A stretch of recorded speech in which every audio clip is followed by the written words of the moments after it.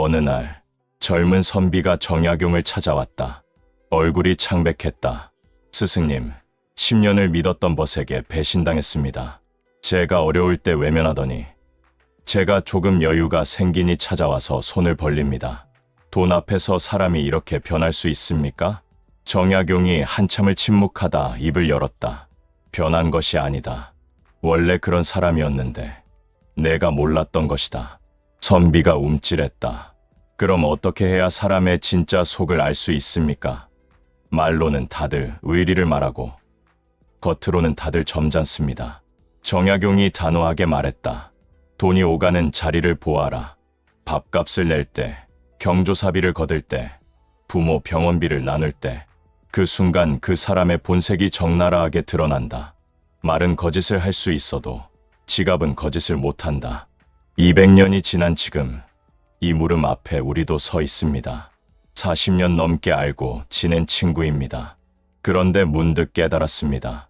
단 한 번도 그 친구가 먼저 계산한 적이 없다는 것을. 항상 화장실에 가거나 전화가 왔다거나 지갑을 안 가져왔다거나 한두 번이면 그러려니 했습니다. 그런데 수십 년째입니다. 형제간에 부모님 요양병원비 문제가 나왔습니다. 잘 사는 형은 한 푼도 안 내겠다고 버팁니다. 그러면서 부모님 돌아가시면 재산은 똑같이 나누자고 합니다. 피를 나눈 형제가 돈 앞에서 이렇게 낯선 사람이 됩니다. 며느리한테는 1000원도 아까워하는 시어머니가 친딸한테는 수천만 원을 아무렇지 않게 줍니다. 그 돈의 출처가 아들 돈인데도요. 20년 넘게 다닌 계모임. 누군가 사정이 생겨 갯돈을 먼저 타야 할 때 평소 제일 친하게 굴던 사람이 가장 먼저 반대합니다. 자기 순서가 밀릴까봐. 결국 이것입니다. 우리는 그 사람의 말과 표정이 아니라 지갑이 열리는 순간을 봤어야 합니다. 그 순간, 그 사람의 진짜 우선순위가 드러납니다. 내가 그 우선순위 안에 있는지, 밖에 있는지. 오늘 영상에서는 돈 쓰는 모습에서 드러나는 사람의 10가지 본성을 이야기합니다. 당장 거리를 둬야 할 사람, 이해는 하되 경계해야 할 사람, 그리고 곁에 두어야 할 사람. 마지막으로 나 자신은 어떤 유형인지 불편하더라도 솔직하게 돌아보는 시간이 되길 바랍니다. 답답한 인간 관계에서 한치 앞도 안 보이는 어려움 속에서 흔들리지 않는 내 삶의 기준을 세우고 싶은 분들을 위한 곳, 현자의 통찰입니다. 시작하기 전에 구독과 좋아요 부탁드리며 정약용의 삶의 지혜 바로 시작하겠습니다. 첫째, 돈 앞에서 체면과 의리를 버리는 사람입니다. 명절만 되면 가슴이 답답해지는 사람이 있습니다. 68세 한정순 씨, 사남매 중 셋째입니다. 어머니가 치매 판정을 받은 지 3년째, 요양병원비가 한 달에 250만 원 가까이 나옵니다. 간병인 비용, 기저귀 값, 영양제까지 합치면 300만 원이 훌쩍 넘는 달도 있습니다. 문제는 이 돈을 정순 씨 혼자 내고 있다는 것입니다. 첫째 오빠는 사업한다고 바쁘다 합니다. 서울 강남에 아파트 2채 있는 건 온 동네가 다 압니다. 손주들 학원비로 수백만 원씩 쓴다는 것도 압니다. 둘째 언니는 형편이 안 된다고 합니다. 그런데 매년 해외여행 가는 사진을 SNS에 올립니다. 지난달에는 크루즈 여행 다녀왔다고 자랑했습니다. 막내 남동생은 아예 연락이 안 됩니다. 카톡을 읽고도 답이 없습니다. 전화를 해도 안 받습니다. 명절에 얼굴 한번 비추고 용돈 10만 원 놓고 가는 게 전부입니다.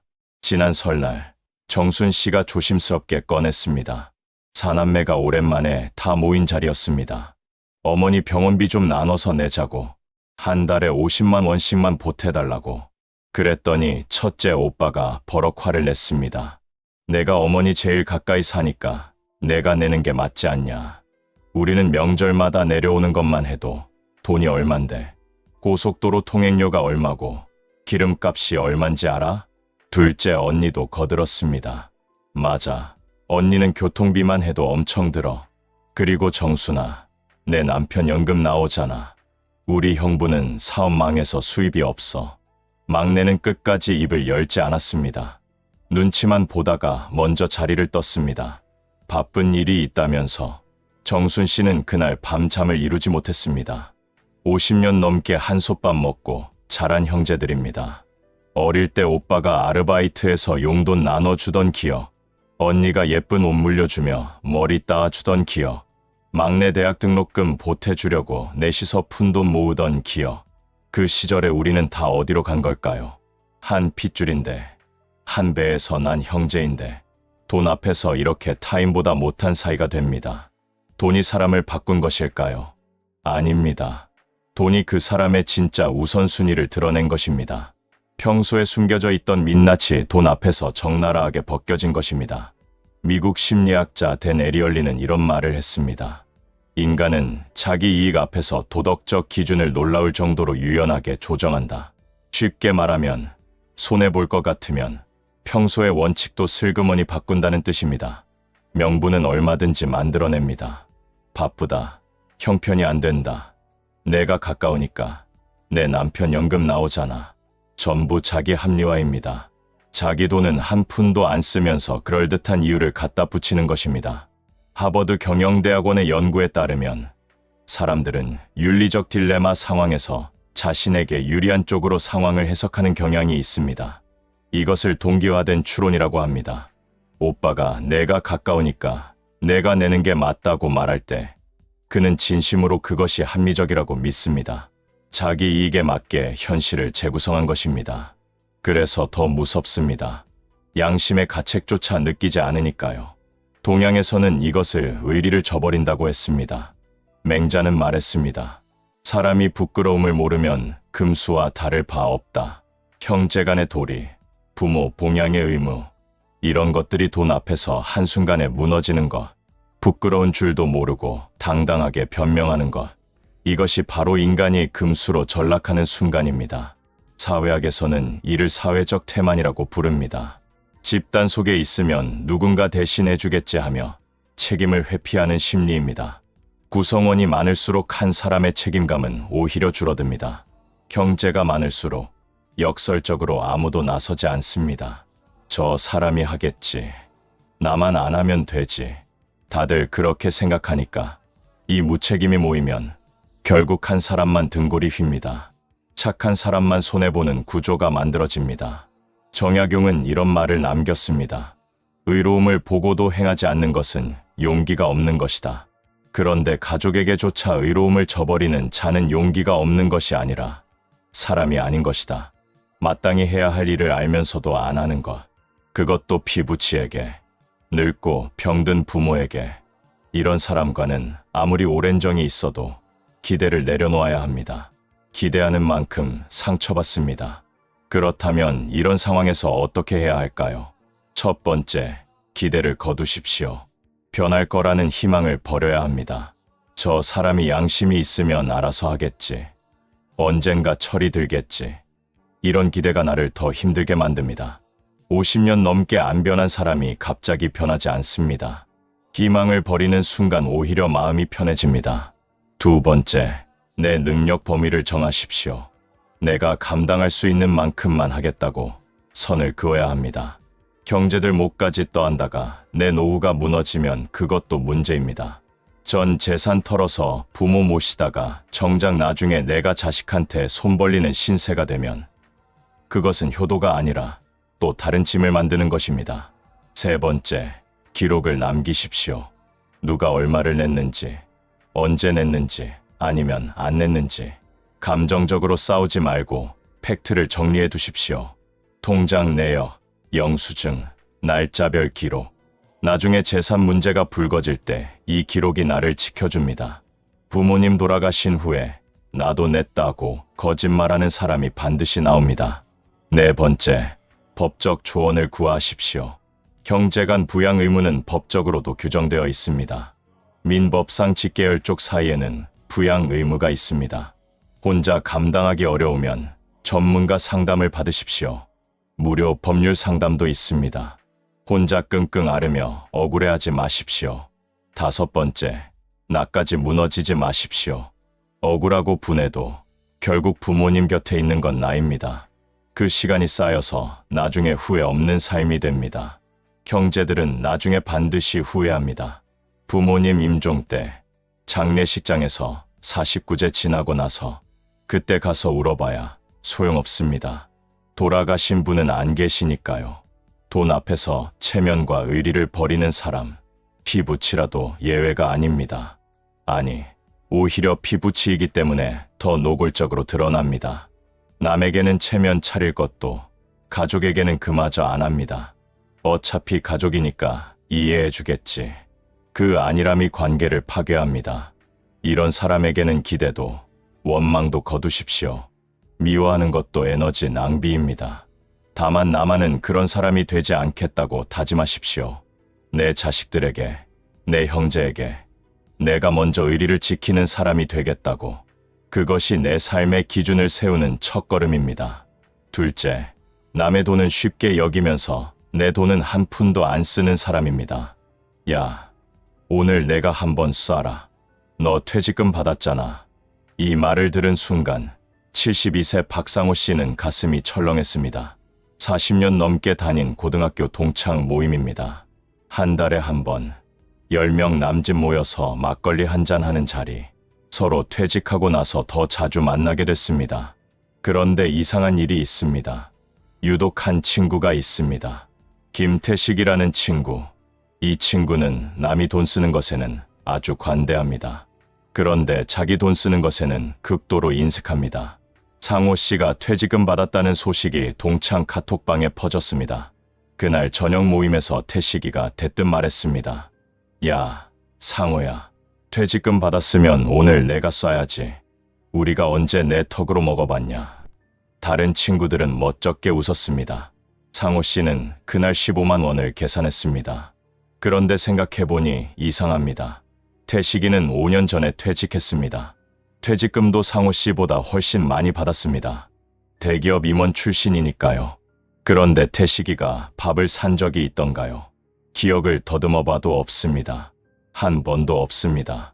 더 놀라운 건 태식이의 행동 패턴입니다. 회비 거둘 때는 꼭 화장실에 갑니다. 2차 가자고 하면 먼저 일어납니다. 집에 가봐야 한다면서. 경조사비 낼 때는 나 요즘 현금이 없어서 다음에 줄게 합니다. 그 다음은 없습니다. 그러면서 남이 돈 쓸 때는 기가 막히게 나타납니다. 누가 산다고 하면 그래, 나도 갈게 합니다. 공짜 술자리에는 빠지는 법이 없습니다. 한 번은 이런 일도 있었습니다. 동창 중 한 명이 손주 돌잔치를 했습니다. 다들 10만 원씩 축의금을 냈습니다. 태식이만 5만 원을 냈습니다. 그것도 투덜거리면서 요즘 돌잔치가 너무 많아. 부담스러워. 그런데 정작 자기 손주 돌잔치 때는 동창들한테 단체 카톡을 보냈습니다. 와라. 멀리서 오는 거 아니까 빈손으로 와도 돼. 빈손으로 오라면서 초대를 합니다. 그 말이 무슨 뜻이겠습니까? 결국 다들 축의금 들고 갔습니다. 태식이는 그 자리에서 호텔 뷔페를 차려놓고 성대하게 잔치를 벌였습니다. 상호 씨는 문득 깨달았습니다. 40년 넘게 친구라고 생각했는데 이 사람에게 나는 뭐였을까? 호구였나? 봉이었나? 쓸 때 쓰는 지갑이었나? 이런 유형의 사람들. 심리학에서는 이들의 특성을 명확하게 설명합니다. 미국 심리학자 로버트 치알디니는 상호성의 원칙을 말했습니다. 인간관계는 기본적으로 주고받음으로 유지됩니다. 내가 주면 상대도 주고 상대가 주면 나도 준다. 이것이 건강한 관계의 기본입니다. 그런데 어떤 사람들은 이 원칙을 교묘하게 악용합니다. 받기만 하고 주지 않습니다.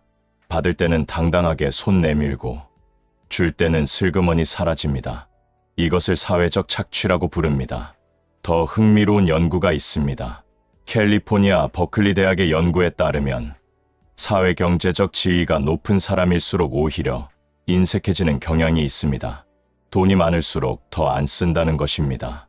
왜 그럴까요?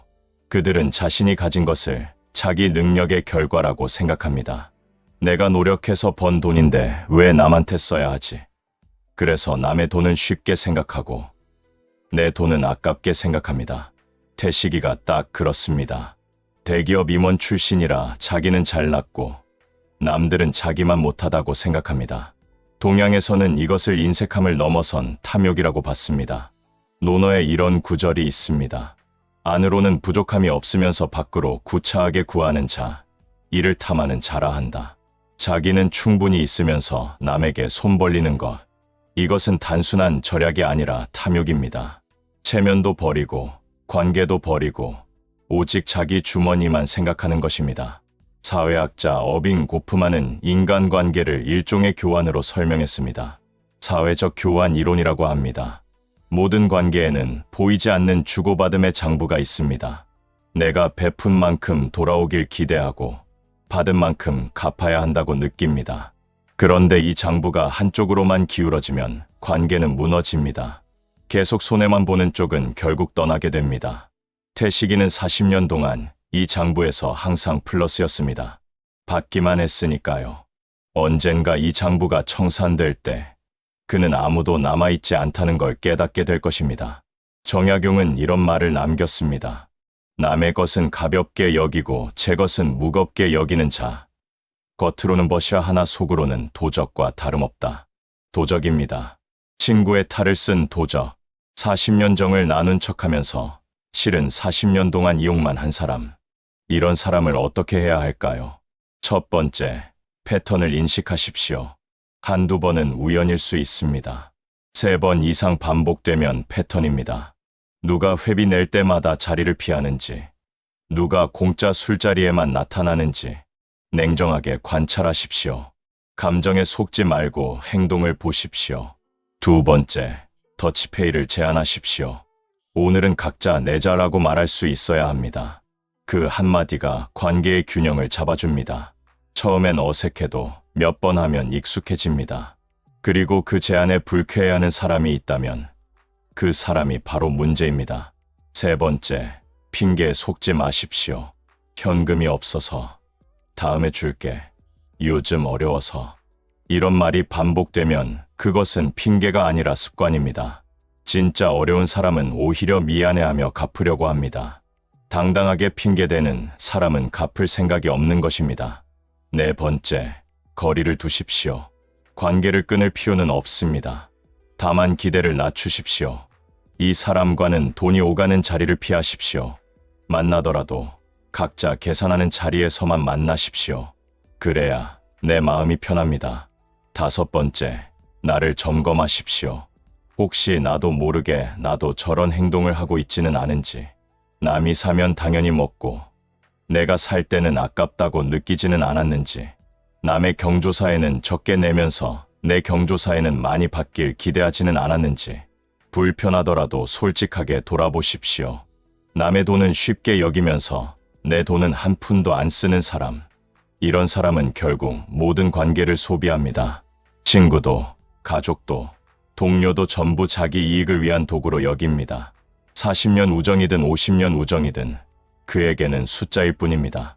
이런 사람 곁에 있으면 나도 모르게 스트레스 받고 억울해지고 화가 납니다. 그 에너지를 다른 데 쓰십시오. 진심으로 주고받을 수 있는 사람에게 쓰십시오.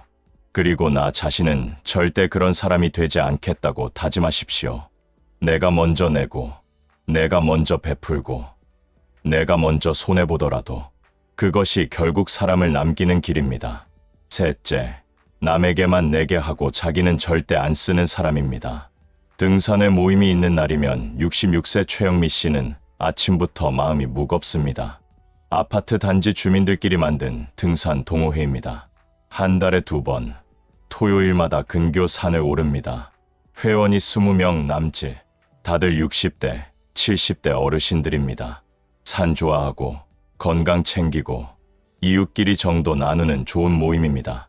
그런데 딱 한 사람 때문에 영미 씨는 이 모임이 점점 싫어지고 있습니다. 오복자 씨라는 분입니다.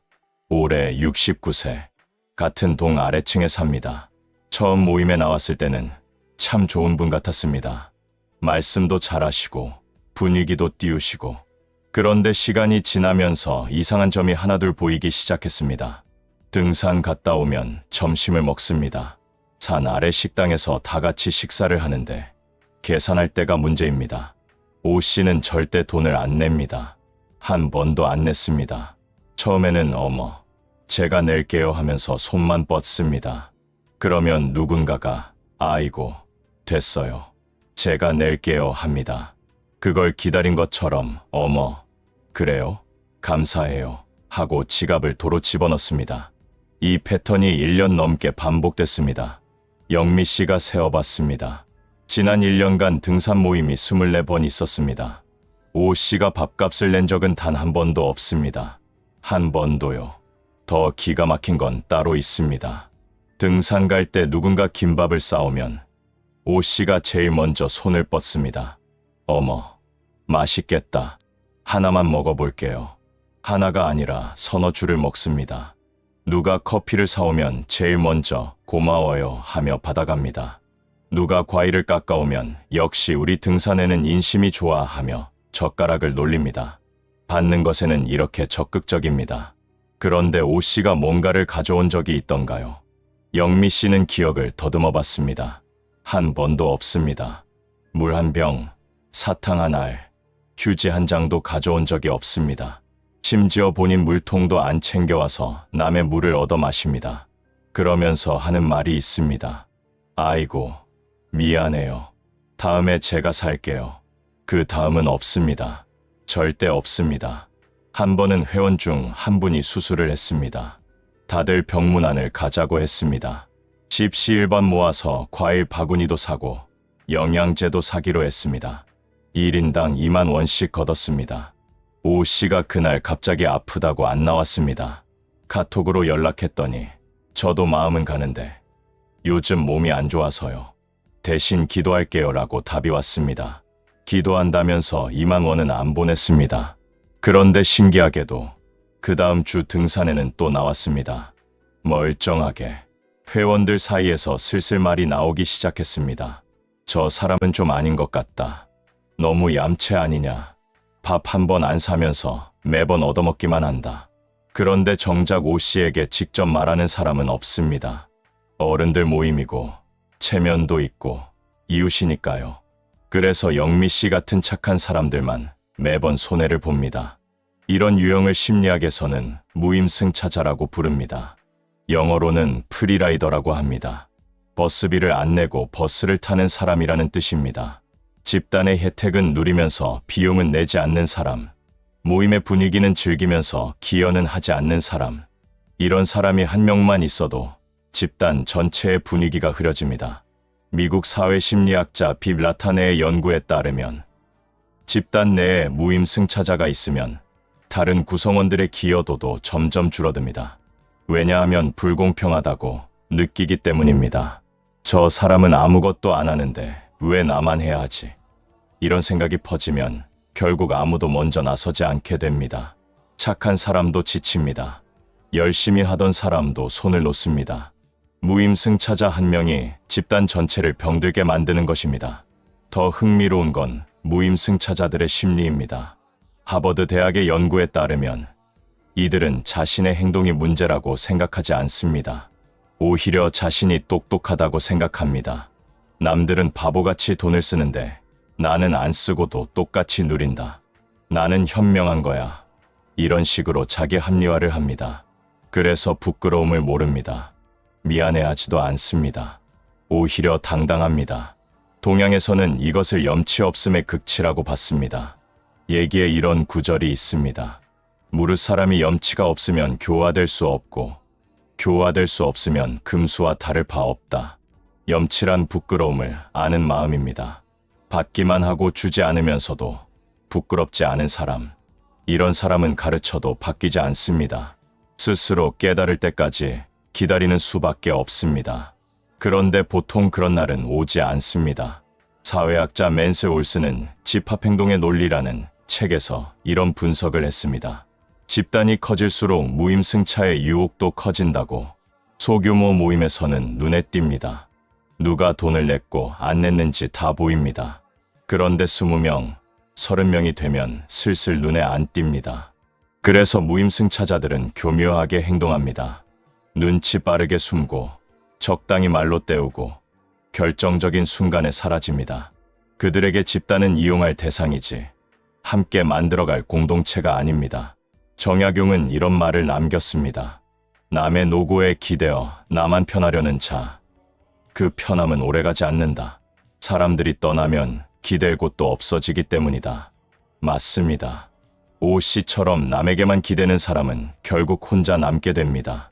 지금은 모른 척 해주는 사람들도 언젠가 떠납니다.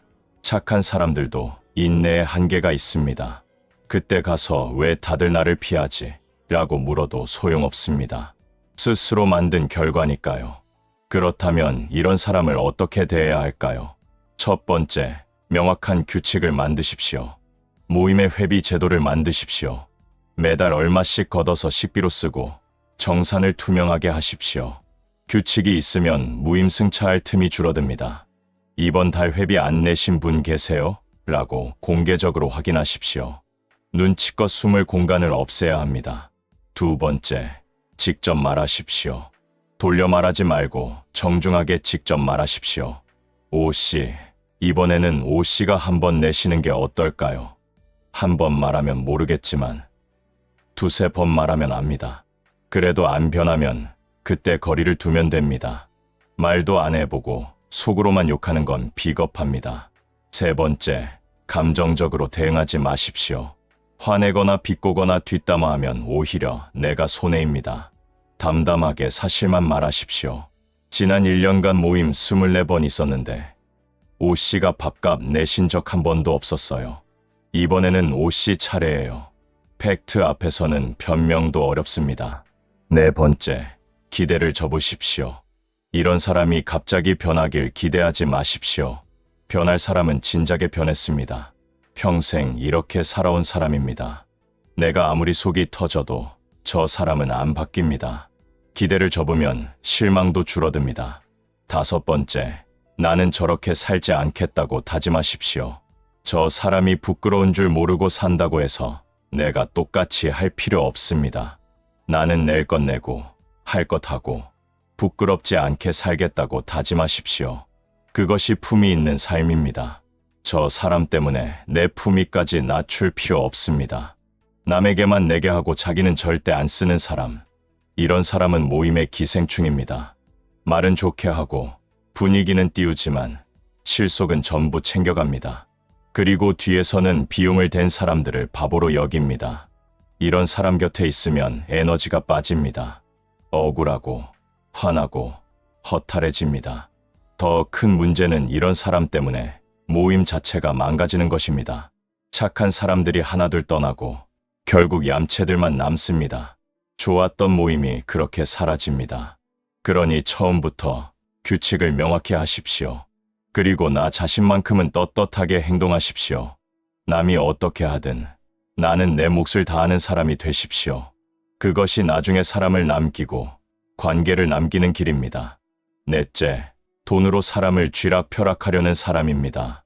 70세 윤병철 씨는 요즘 교회 가는 것이 두렵습니다. 30년 넘게 다닌 교회입니다. 장로 직분도 받았습니다. 교인들 사이에서 존경받는 어른이었습니다. 그런데 2년 전부터 모든 것이 달라졌습니다. 새로운 권사님이 부임했기 때문입니다. 송재순 권사, 68세. 이 동네에서 가장 큰 건물주입니다. 남편이 일찍 세상을 떠나고 재산을 물려받았다고 합니다. 상가 건물 3채, 아파트 여러 채, 돈이 많습니다. 그리고 그 돈을 교회에 아낌없이 씁니다. 헌금도 많이 하고 교회 행사 때마다 큰 돈을 내놓습니다. 성가대 가운도 사주고 주일학교 교재도 사주고 목사님 해외 연수비도 대줍니다. 겉으로 보면 정말 훌륭한 분입니다. 그런데 문제는 그 다음입니다. 송 권사는 자기가 낸 돈을 절대 잊지 않습니다. 아니, 잊게 놔두지 않습니다. 틈만 나면 말합니다. 내가 성가대 가운 해줬잖아요. 내가 지난번 행사 때 얼마 냈는데 내가 아니었으면 이 교회가 어떻게 됐겠어요. 입버릇처럼 합니다. 그리고 그 돈을 빌미로 모든 것을 자기 뜻대로 하려 합니다. 성가대 찬양곡 선정에 끼어들고 주일학교 교사 인선에 의견을 내고 심지어 목사님 설교 내용에도 한마디 합니다. 목사님, 요즘 설교가 너무 어려워요. 쉽게 해주세요. 목사님도 어쩔 수 없이 끄덕입니다. 송 권사 헌금 없이는 교회 운영이 안 되니까요. 윤 장로는 이 상황이 답답합니다. 30년간 교회를 위해 봉사해왔습니다. 청소도 하고 주차 안내도 하고 새벽 기도회 문도 열었습니다. 그런데 요즘은 자기 목소리를 내기가 어렵습니다. 무슨 의견을 내면 송 권사가 끼어듭니다. 장로님, 그건 제 생각과 다른데요. 그러면 다들 송 권사 편을 듭니다. 돈 낸 사람 말을 들어야 하니까요. 지난달에는 이런 일이 있었습니다. 교회에서 불우이웃 돕기 성금을 모았습니다. 윤 장로가 이번에는 독거노인들을 위해 쓰자고 제안했습니다. 송 권사가 반대했습니다. 그것보다 미혼모 시설에 주는 게 낫지 않아요. 제가 아는 시설이 있어요. 표결도 없이 송 권사 의견대로 결정됐습니다. 누구도 반대하지 않았습니다. 윤 장로가 조용히 물었습니다. 권사님, 왜 항상 권사님 의견대로 해야 합니까? 송 권사가 웃으며 말했습니다. 장로님, 제가 이 교회에 얼마나 헌신했는지 아시잖아요. 제가 이 정도는 할 수 있죠. 윤 장로는 할 말을 잃었습니다. 맞습니다. 송 권사가 돈을 많이 냈습니다. 그런데 돈을 냈다고 교회 전체를 자기 것처럼 하는 게 맞는 걸까요? 집에 돌아와서 윤 장로는 아내에게 털어놓았습니다. 나 교회 안 다니고 싶어. 저 권사님 보기가 싫어. 아내가 한숨을 쉬었습니다. 당신만 그런 거 아니에요. 다들 그래요. 그런데 아무도 말을 못해요. 돈으로 사람을 쥐락펴락하는 사람. 이런 유형은 생각보다 많습니다. 심리학에서는 이것을 통제 욕구 또는 권력 욕구라고 설명합니다. 미국 심리학자 데이비드 맥클리랜드는 인간의 세 가지 기본 동기 중 하나로 권력 동기를 꼽았습니다. 어떤 사람들은 타인을 지배하고 통제하는 데서 쾌감을 느낍니다. 그리고 돈은 그 통제의 가장 효과적인 도구입니다. 돈을 주고 그 돈을 빌미로 상대를 움직입니다. 내가 이렇게 해줬으니까 너도 내 말 들어야지. 이것은 선물이 아닙니다. 거래입니다. 아니, 거래보다 나쁩니다. 속박입니다. 더 교묘한 것은 이런 사람들이 베푼다는 명목 하에 행동한다는 점입니다. 겉으로는 후하게 베푸는 것처럼 보입니다. 주변에서도 와, 저분 정말 대단하다 합니다. 그런데 실상은 다릅니다. 심리학자 수전 포워드는 이것을 조건부 사랑이라고 불렀습니다. 내가 원하는 대로 하면 계속 베풀겠다. 내 말 안 들으면 지원을 끊겠다. 이것은 사랑이 아닙니다. 협박입니다. 가족 관계에서도 이런 일이 흔합니다. 부모가 자녀에게 돈을 대주면서 모든 것을 통제합니다. 내가 집 사줬으니까 내 집에 내가 언제든 와도 되지. 내가 사업 자금 대줬으니까 내 사업에 내가 관여해도 되지. 내가 손주 학비 내니까 교육 방침은 내가 정해도 되지. 돈을 내민 순간 자녀는 자유를 잃습니다. 고마움이 아니라 빚을 진 셈이 됩니다. 평생 갚아야 할 빚. 동양에서는 진정한 베품과 거짓 베풀음을 엄격히 구분했습니다. 대학에 이런 구절이 있습니다. 덕은 베풀되 그 공을 자랑하지 않는 것이다. 공을 자랑하는 순간 그것은 덕이 아니라 장사가 된다. 송 권사는 베푸는 것이 아닙니다. 장사를 하는 것입니다. 돈을 내고 그 대가로 권력을 사는 것입니다. 사회학에서는 이것을 경제적 권력의 남용이라고 봅니다. 사회학자 피에르 부르디웨는 경제 자본이 다른 형태의 권력으로 전환되는 과정을 연구했습니다. 돈이 많은 사람은 그 돈으로 발언권을 사고 영향력을 사고 결정권을 삽니다. 민주적인 조직에서도 돈 앞에서는 평등이 무너집니다. 돈 낸 사람 말이 힘을 얻습니다. 이것이 현실입니다. 더 심각한 것은 가정 내 경제적 학대입니다. 배우자나 부모가 돈으로 가족을 통제하는 것. 내가 벌어온 돈인데 내 마음대로 쓸 거야. 용돈 필요하면 나한테 잘 보여야지. 내가 뭘 했다고 돈 달라는 거야. 이런 말들이 반복되면 상대방은 경제적으로, 심리적으로 무력해집니다. 이것은 폭력입니다. 주먹을 휘두르지 않아도 폭력입니다. 정약용은 이런 말을 남겼습니다. 은혜를 베풀고 나서 그것을 셈하는 자는 상인과 같고 은혜를 베풀고 나서 그것으로 사람을 부리려는 자는 주인과 종을 두려는 것이니 이는 인애가 아니라 탐욕이다. 탐욕입니다. 겉으로는 베푸는 것처럼 보이지만 실은 사람을 사려는 것입니다. 종으로 부리려는 것입니다. 이런 사람의 돈을 받는 순간 나는 자유를 잃습니다. 그렇다면 이런 사람을 어떻게 대해야 할까요? 첫 번째, 가능하면 돈을 받지 마십시오. 공짜로 주는 것 같아도 공짜가 아닙니다. 반드시 대가를 요구합니다. 지금 당장은 아니어도 나중에 반드시 청구서가 날아옵니다. 내가 그때 이렇게 해줬는데 라는 말이 시작되면 이미 늦습니다. 처음부터 받지 않는 것이 상책입니다. 두 번째, 이미 받았다면 갚으십시오. 돈으로 갚든 물건으로 갚든 어떤 형태로든 빚을 청산하십시오. 빚이 남아있으면 평생 그 사람에게 끌려다닙니다. 조금 무리가 되더라도 빚을 갚고 대등한 관계를 회복하십시오. 돈을 갚는 순간 목소리가 생깁니다. 세 번째, 거리를 두십시오. 이런 사람은 바뀌지 않습니다. 평생 돈으로 사람을 통제해온 습관이 있습니다. 내가 말한다고 바뀌지 않습니다. 최선의 방법은 거리를 두는 것입니다. 물리적으로 거리를 두기 어려우면 심리적으로 거리를 두십시오. 네 번째, 내 경제적 자립을 지키십시오. 이런 사람에게 휘둘리지 않는 가장 확실한 방법은 내가 경제적으로 독립하는 것입니다. 내 돈이 있으면 남의 눈치를 안 봐도 됩니다. 당장 큰 돈이 아니어도 좋습니다. 내가 스스로 벌고 스스로 쓸 수 있는 돈이 있으면 됩니다. 다섯 번째, 나는 절대 저렇게 되지 않겠다고 다짐하십시오. 내가 누군가에게 돈을 줄 때 그것을 빌미로 상대를 통제하려 하지 않겠다고, 베풀어 쓰면 있겠다고, 공을 셈하지 않겠다고, 그것이 진짜 베풀미입니다. 진짜 어른의 품격입니다. 돈으로 사람을 쥐락펴락하려는 사람, 이런 사람의 돈에는 항상 줄이 달려 있습니다. 꼭두각시 줄처럼 돈을 받는 순간 그 줄에 묶입니다. 그래서 이런 사람의 호의가 가장 무섭습니다. 거절할 수 있을 때 거절하십시오. 그리고 나 자신은 줄 없이 베푸는 사람이 되십시오. 주고 나서 잊어버리는 사람, 그것이 진짜 통 큰 사람입니다. 다섯째, 돈으로 불안과 열등감을 감추는 사람입니다. 왜 저 사람은 만날 때마다 자랑을 할까요? 67세 강인숙 씨는 3년 전 남편과 함께 경기도 외곽의 전원주택 단지로 이사했습니다. 서울에서 평생 살다가 은퇴 후 조용한 곳에서 살고 싶어서였습니다. 단지 안에 50가구 정도 삽니다. 다들 비슷한 또래, 비슷한 처지입니다. 은퇴하고 내려온 사람들끼리 자연스럽게 친해졌습니다. 텃밭도 같이 가꾸고 저녁에는 산책도 같이 하고 인숙 씨는 이 생활이 좋았습니다.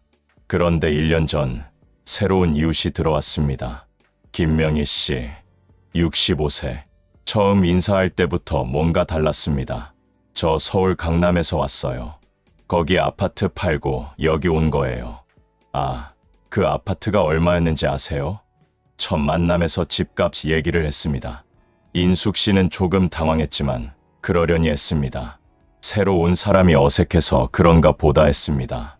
그런데 그게 끝이 아니었습니다. 명희 씨는 만날 때마다 무언가를 자랑합니다.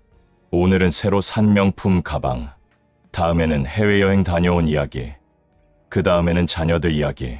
우리 아들이 대기업 다니는데요. 우리 딸이 강남에서 학원 원장이에요. 우리 손주가 영재원에 다녀요. 처음에는 다들 와, 대단하시네요 했습니다. 그런데 매번 같은 패턴이 반복되니까 슬슬 피곤해지기 시작했습니다. 결정적인 사건이 있었습니다. 단지 주민들이 함께 식사하는 자리였습니다. 근처 한정식집에서 모였는데 명희 씨가 갑자기 말했습니다. 오늘 제가 쏠게요. 요즘 주식으로 좀 벌어서요. 다들 깜짝 놀랐습니다. 12명이 먹는 자리였으니까요. 인당 3만 원씩만 잡아도 40만 원 가까이 됩니다. 명희 씨가 정말 계산했습니다. 그날 이후로 명희 씨의 위상이 달라졌습니다. 다들 명희 씨 대단하다. 역시 강남에서 온 분은 다르다고 했습니다. 명희 씨는 우쭐해 보였습니다. 그런데 인숙 씨는 뭔가 찜찜했습니다. 왜 저렇게까지 할까? 모임에서 인정받으려고 40만 원을 쓰는 게 정상일까? 그 다음부터 명희 씨의 행동이 더 심해졌습니다. 텃밭 모임에 비싼 농기구를 사왔습니다. 다들 호미로 일하는데 혼자 전동 경운기를 샀습니다. 이게 편해요. 여러분도 하나씩 사세요. 별로 안 비싸요. 산책 모임에는 등산복 브랜드를 자랑했습니다. 이거 아웃도어 신상이에요. 100만 원 넘는데 기능이 진짜 좋아요. 누가 물어보지도 않았는데 가격을 말합니다. 주민들 사이에서 슬슬 말이 나오기 시작했습니다. 저 사람 왜 저래? 허세 아니야? 뭔가 불안해 보여. 그런데 정작 명희 씨 앞에서는 아무도 말을 못합니다. 돈 쓴 사람 앞에서 뭐라 하기가 애매하니까요. 인숙 씨는 문득 깨달았습니다. 명희 씨의 자랑 뒤에는 불안이 있다는 것을. 명희 씨는 강남에서 이 동네로 왔습니다. 본인 말로는 조용한 곳에서 살고 싶어서라고 했지만 실은 경제적 이유가 있었던 것 같습니다. 강남 아파트를 팔고 이 동네 집을 사면 몇 억이 남습니다. 그 돈으로 생활하는 것이겠지요. 그런데 명희 씨는 그 사실이 부끄러웠던 것 같습니다. 강남에서 밀려난 것 같은 느낌, 더 이상 강남 사람이 아니라는 열등감, 그것을 감추려고 더 과시하는 것입니다. 이런 유형을 심리학에서는 보상 심리 또는 과잉 보상이라고 설명합니다. 오스트리아 심리학자 알프레드 아들러는 열등감, 보상 이론을 제시했습니다. 인간은 자신의 열등감을 감추기 위해 반대 방향으로 과장된 행동을 한다는 것입니다. 키가 작은 사람이 더 큰 목소리를 내고, 학력이 낮은 사람이 더 지식을 자랑하고, 경제적으로 불안한 사람이 더 돈을 과시합니다. 명희 씨가 딱 그렇습니다. 강남에서 내려왔다는 열등감, 예전만큼 여유롭지 않다는 불안감, 그것을 감추려고 오히려 더 돈을 씁니다. 더 자랑합니다. 미국 심리학자 브레네 브라운은 이런 현상을 취약성에 대한 방어라고 불렀습니다. 사람들은 자신의 약점이 드러날까봐 두려워합니다. 그래서 갑옷을 입습니다. 명희 씨에게 명품 가방과 비싼 옷은 갑옷입니다. 나는 여전히 괜찮아. 나는 여전히 잘 살아. 이 메시지를 보내기 위해 돈을 씁니다. 그런데 아이러니하게도 그 갑옷이 두꺼워질수록 진짜 자신과는 멀어집니다. 사람들도 진짜 명희 씨가 아니라 갑옷만 보게 됩니다. 동양에서는 이것을 허영이라고 불렀습니다. 책은담에 이런 구절이 있습니다. 꽃이 반쯤 피었을 때가 가장 아름답고 술이 약간 취했을 때가 가장 좋다. 지나치면 흥이 다한다. 과한 것은 오히려 역효과를 낳습니다. 적당히 보여주면 될 것을 지나치게 과시하면 오히려 의심을 삽니다. 저 사람 왜 저렇게 자랑할까? 실은 별것 아닌 거 아냐? 허영은 결국 스스로를 깎아내립니다. 사회학자 소스타인 베블러는 과시적 소비라는 개념을 제시했습니다. 19세기 미국 상류층을 연구하면서 발견한 현상입니다. 사람들은 자신의 사회적 지위를 보여주기 위해 필요 이상으로 비싼 물건을 삽니다. 실용성이 아니라 남에게 보여주기 위한 소비입니다. 현대에도 마찬가지입니다. 명품 가방, 외제차, 해외여행 사진, 전부 남에게 보여주기 위한 것입니다. 본인의 만족보다 남의 시선이 더 중요합니다. 그래서 과시적 소비를 하는 사람은 아무리 돈을 써도 만족하지 못합니다. 남의 인정에는 끝이 없으니까요. 문제는 이런 사람 곁에 있으면 나도 피곤해진다는 것입니다. 매번 자랑을 들어야 하고 매번 와, 대단하시네요 라고 반응해줘야 합니다. 안 그러면 분위기가 어색해집니다. 그리고 은연중에 나 자신을 비교하게 됩니다. 저 사람은 명품 가방 들고 다니는데 나는 뭐지? 저 사람 자녀는 대기업 다닌다는데 우리 애는 뭐지? 비교에 덫에 빠지면 나도 불행해집니다. 정약용은 이런 말을 남겼습니다. 겉을 꾸미는데 힘쓰는 자는 속이 텅 빈 것을 두려워하는 것이다. 그러나 겉을 아무리 꾸며도 속은 채워지지 않는다. 오히려 더 허전해질 뿐이다. 맞습니다. 명희 씨는 겉을 꾸미느라 바쁩니다. 그런데 속은 채워지지 않습니다. 주민들에게 인정받고 싶어서 돈을 쓰지만 진짜 친구는 생기지 않습니다. 사람들이 좋아하는 건 명희 씨가 아니라 명희 씨가 쏘는 밥이니까요. 밥을 안 사면 사람들도 떠납니다. 그것을 명희 씨도 알고 있을 것입니다. 그래서 더 불안하고 더 돈을 씁니다. 악순환입니다. 그렇다면 이런 사람을 어떻게 대해야 할까요? 첫 번째, 연민을 가지십시오. 과시하는 사람은 불안한 사람입니다. 겉으로는 자신만만해 보여도 속으로는 두렵습니다. 나를 무시하면 어떡하지? 내가 별것 아닌 게 들키면 어떡하지? 그 두려움이 과시로 나타나는 것입니다. 미워하기보다 안타까워하십시오. 물론 그렇다고 매번 맞춰줄 필요는 없습니다. 두 번째, 반응을 과하게 하지 마십시오. 와, 대단하시네요를 연발하면 상대는 더 자랑합니다. 담담하게 듣고 넘기십시오. 아, 그렇군요. 정도면 됩니다. 리액션이 줄어들면 자랑도 줄어듭니다. 관객이 없으면 공연도 멈추는 법입니다. 세 번째, 비교하지 마십시오. 저 사람이 명품 가방을 들든 비싼 차를 타든 그것은 저 사람 사정입니다. 내 삶과 비교하지 마십시오. 비교하는 순간 내가 작아집니다. 나는 나대로 충분합니다. 남의 과시에 휘둘리지 마십시오. 네 번째, 진짜 관계를 원하면 솔직해지십시오. 만약 명희 씨와 진짜 친해지고 싶다면 과시 뒤에 숨은 불안에 대해 조심스럽게 말해볼 수 있습니다. 명희 씨, 여기 와서 힘드셨죠? 강남에서 오시니까 적응하기 어려우셨을 것 같아요. 그 한마디가 명희 씨의 갑옷을 녹일 수도 있습니다.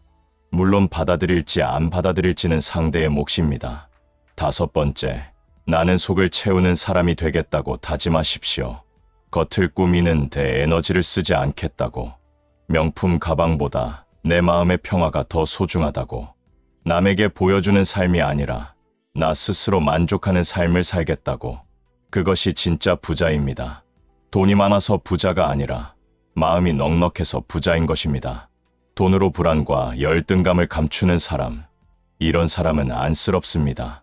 겉은 화려해도 속은 불안합니다. 남의 시선에 끌려다니느라 정작 자기 자신은 잃어버립니다. 이런 사람을 미워하지는 마십시오. 다만 그 불안에 같이 휘말리지 마십시오.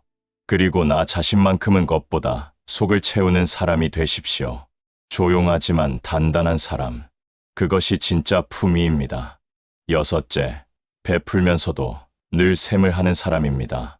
형, 내가 그때 얼마나 도와줬는데. 이 말을 들을 때마다 71세 서동환 씨는 가슴이 답답해집니다.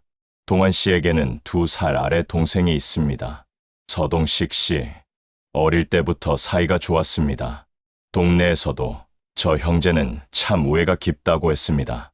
형은 동생을 챙기고 동생은 형을 따랐습니다. 그런데 언제부터인가 동생의 행동이 달라졌습니다. 정확히 말하면 돈이 오가기 시작하면서 달라졌습니다. 20년 전 일입니다. 동생이 사업을 시작했습니다. 작은 식자재 유통업이었습니다. 초기 자금이 부족해서 형인 동환 씨에게 손을 벌렸습니다. 형, 미안한데 3천만 원만 빌려줘. 사업 안정되면 바로 갚을게. 동환 씨는 망설임 없이 빌려줬습니다. 동생이니까요. 피부치가 어려운데 안 도와줄 수 있습니까? 그 돈은 5년 뒤에 돌아왔습니다. 동생 사업이 잘 돼서 갚은 것입니다. 여기까지는 좋았습니다. 문제는 그 다음부터였습니다. 동생이 돈을 갚으면서 이런 말을 했습니다. 형, 그때 형이 안 도와줬으면 나 망했어. 평생 은인이야. 동환 씨는 무슨 소리야, 형제끼리 하며 웃었습니다. 그런데 동생은 진심이었습니다. 그리고 그 진심이 조금씩 이상한 방향으로 흘러갔습니다. 그 후로 동생은 형에게 자주 선물을 했습니다. 명절에는 비싼 한우 세트, 생일에는 백화점 상품권, 여행 갈 때는 기념품. 처음에는 동생 사업 잘 되니까 효도하는구나 생각했습니다. 그런데 선물을 줄 때마다 동생이 꼭 하는 말이 있었습니다. 형, 그때 그 3천만 원 없었으면 이런 것도 못했어. 잊지 않고 있었습니다. 아니, 잊게 놔두지 않았습니다. 진짜 문제는 동생이 뭔가 필요할 때 드러났습니다. 몇 년 전 동생 아들이 결혼을 했습니다. 동생이 말했습니다. 형, 우리 조카 결혼인데 형이 줄에 좀 서줘. 동환 씨는 흔쾌히 승낙했습니다. 그런데 동생이 덧붙였습니다. 형이 그때 나 도와줬잖아. 나도 형 많이 챙겼고 이번에 줄에는 형이 해줘야지. 부탁이 아니라 당연한 것처럼 말했습니다. 마치 빚을 갚으라는 듯이. 그 다음에는 이런 일이 있었습니다. 동생이 새 사업을 확장하면서 보증이 필요했습니다. 형, 보증 좀 서줘. 형이 그때 나 도와줬으니까 나도 형 많이 챙겼잖아. 이번 한 번만 부탁해. 동환 씨는 거절했습니다. 보증은 다른 문제니까요. 그랬더니 동생이 얼굴이 굳어졌습니다. 형, 나 그동안 형한테 얼마나 잘했는데. 명절마다 선물하고 용돈도 드리고 그것도 다 형 은혜 갚으려고 한 건데. 그 순간 동환 씨는 깨달았습니다. 동생의 모든 선물, 모든 호의에는 장부가 있었다는 것을. 동환 씨는 그날 밤잠을 이루지 못했습니다. 지난 20년간의 일들이 머릿속을 스쳤습니다. 동생이 준 선물들, 동생이 베푼 호의들, 그것이 전부 계산된 것이었다면, 진심이 아니라 투자였다면, 나중에 돌려받으려고 쌓아놓은 점수였다면, 형제간의 정이라고 믿었던 것이 실은 거래장부에 불과했다면, 베풀면서도 늘 샘을 하는 사람, 이런 유형은 가장 알아보기 어렵습니다. 왜냐하면 겉으로는 정말 베푸는 것처럼 보이니까요. 심리학에서는 이것을 교환적 관계 지향이라고 설명합니다. 미국 심리학자 마가렛 클라크는 인간관계를 두 가지로 나눴습니다. 하나는 공동체적 관계입니다. 가족, 친구처럼 서로 계산 없이 베푸는 관계입니다. 다른 하나는 교환적 관계입니다. 사업 파트너처럼 주고받음을 철저히 따지는 관계입니다. 문제는 가족이나 친구 사이에 교환적 관계 논리를 적용하는 사람들입니다. 이들은 베풀 때마다 마음속으로 장부를 씁니다. 이만큼 줬으니 나중에 이만큼 받아야지. 더 교묘한 것은 이들이 자신의 행동을 선의로 포장한다는 점입니다. 형이 좋아서 하는 거야. 내가 잘 됐으면 해서 그래. 이런 말을 하면서 실은 계산을 합니다. 심리학자 로버트 치알디니는 이것을 호혜성 원칙의 악용이라고 불렀습니다. 인간에게는 받으면 갚아야 한다는 본능이 있습니다. 이들은 그 본능을 이용합니다. 먼저 베풀어서 상대에게 빚진 느낌을 만들고 나중에 그것을 회수합니다. 선물이 아니라 선투자입니다. 동양에서는 진정한 베풀매 조건을 엄격하게 정의했습니다. 노자는 말했습니다. 상선약수, 물설리 이불쟁. 최고의 선함은 물과 같다. 만물을 이롭게 하면서도 다투지 않는다. 진짜 베풀면 물처럼 주고 나서 흘러가 버리는 것입니다. 돌아오길 기대하지 않는 것입니다. 그런데 셈하는 사람은 정반대입니다. 한 방울 줄 때마다 기록하고 나중에 두 방울로 돌려받으려 합니다. 유교에서도 비슷한 구분이 있습니다. 의로운 베품과 이익을 위한 베품. 논어에서 공자는 군자는 의에 밝고 소인은 이에 밝다고 했습니다. 군자는 옳기 때문에 베풀고 소인은 이익이 되기 때문에 베풉니다. 동생 동식 씨가 형에게 베푼 것들, 그것이 형을 향한 정이었을까요? 아니면 나중에 돌려받을 투자였을까요? 보증을 거절하자 태도가 변한 것을 보면 답은 명확합니다. 사회학에서는 이것을 사회적 교환 이론의 어두운 측면으로 봅니다. 사회학자 피터 블라우는 모든 인간관계에 교환의 요소가 있다고 분석했습니다. 그런데 건강한 관계는 그 교환이 암묵적이고 유연합니다. 오늘 내가 더 주면 언젠가 돌아오겠지. 정도의 느슨한 기대입니다. 반면 병적인 관계는 그 교환이 명시적이고 엄격합니다. 내가 정확히 얼마를 줬으니 너도 정확히 얼마를 줘야 해. 이렇게 되면 관계는 거래가 되고 정은 채무가 됩니다. 가장 슬픈 것은 이런 사람과는 진짜 가까워질 수 없다는 점입니다. 상대가 무언가를 베풀 때마다 불안해집니다. 이거 나중에 뭘 요구하려고 하는 거지. 받는 것조차 부담이 됩니다. 그래서 점점 거리를 두게 됩니다. 셈하는 사람은 사람을 가깝게 하려고 베풀지만 결과적으로 사람을 멀어지게 만듭니다. 아이러니입니다. 정약용은 이런 말을 남겼습니다. 베푼 것을 기억하는 자는 그것이 베풀미 아니라 빌려준 것임을 스스로 고백하는 것이다. 진정한 은혜는 주고 나면 있는 것이며 받고 나면 기억하는 것이다. 명쾌한 기준입니다. 진짜 베풀면 주고 나면 있습니다. 가짜 베풀면 주고 나서도 기억합니다. 내가 얼마나 줬는지, 상대가 얼마나 갚았는지 그 장부가 머릿속에 있는 한 그것은 은혜가 아니라 채무입니다. 그렇다면 이런 사람을 어떻게 대해야 할까요? 첫 번째, 호의에도 조건이 있음을 인식하십시오. 이런 사람의 선물과 호의에는 항상 보이지 않는 가격표가 붙어 있습니다. 공짜처럼 보여도 공짜가 아닙니다. 받기 전에 한번 생각하십시오. 이것을 받으면 나중에 무엇을 해줘야 할까? 그 대가가 감당 가능한지 따져보십시오. 두 번째, 명확하게 선을 그으십시오. 이건 받을 수 없어. 이건 내가 알아서 할게. 처음부터 받지 않는 것이 나중에 부담을 지는 것보다 낫습니다. 선을 긋는 것이 미안하게 느껴질 수 있지만 장기적으로는 관계를 더 건강하게 만듭니다. 세 번째, 빚진 느낌에 휘둘리지 마십시오. 이미 많이 받았다면 그것이 마음의 부채로 작용할 수 있습니다. 그러나 상대가 계산하며 베푼 것이라면 나도 그만큼 갚을 의무는 없습니다. 합리적인 수준에서 감사를 표하고 그 이상은 거절하십시오. 고맙지만 이건 어려워라고 말할 수 있어야 합니다. 네 번째, 상대의 패턴을 기록하십시오. 뭔가 베풀 때마다 나중에 뭔가를 요구하는 패턴이 있는지 살피십시오. 3번 이상 반복되면 우연이 아닙니다. 그 사람의 방식입니다.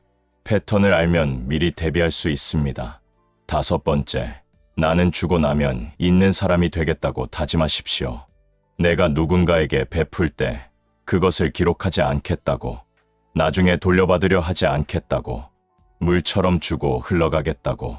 그것이 진짜 베풀미입니다. 그리고 그렇게 할 때 오히려 더 많은 것이 돌아옵니다. 기대하지 않았기 때문에 감사하게 받을 수 있습니다. 베풀면서도 늘 셈을 하는 사람. 이런 사람은 겉으로는 후하지만 속으로는 장사꾼입니다. 모든 호의에 이자가 붙습니다. 오늘 받은 선물이 내일의 청구서가 됩니다. 이런 사람의 베풀음은 따뜻하게 느껴지지 않습니다. 부담스럽습니다. 무겁습니다. 형제 사이, 친구 사이, 부부 사이, 가장 가까운 사이에서 이런 일이 벌어지면 가장 아픕니다. 정이라고 믿었던 것이 계산이었다는 걸 알았을 때 그 허탈함은 말로 표현하기 어렵습니다. 그러니 나만큼은 그렇게 살지 않겠다고 다짐하십시오. 주면 잊고 받으면 기억하는 사람, 베풀고 나서 셈하지 않는 사람, 그것이 인간관계에서 가장 귀한 품성입니다. 정약용이 말한 대로 그것이 진정한 은혜입니다. 7째, 돈보다 관계를 먼저 챙기는 사람입니다. 그 사람 덕분에 모임이 유지됩니다. 64세 정명자 씨는 은퇴한 간호사입니다. 30년 넘게 대학병원에서 일하다가 5년 전에 퇴직했습니다.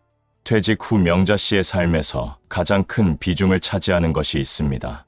바로 간호사 동기 모임입니다. 40년 전 같이 간호학과에 입학했던 동기들.